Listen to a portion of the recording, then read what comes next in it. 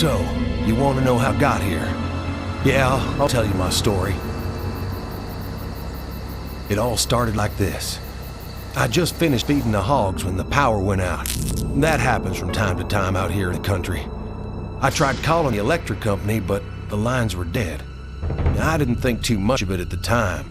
Later that day, I noticed a stranger in my yard. Something wasn't right with him. The way he was just standing there. I went out to see what he wanted.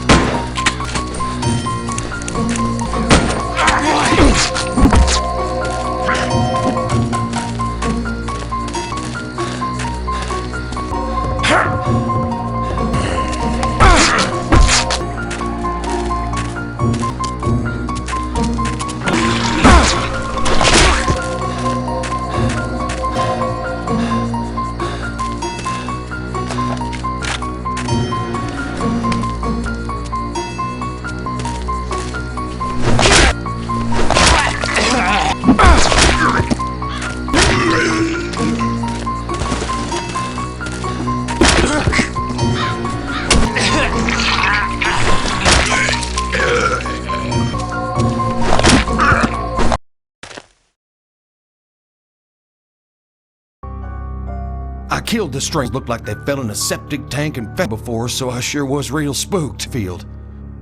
I just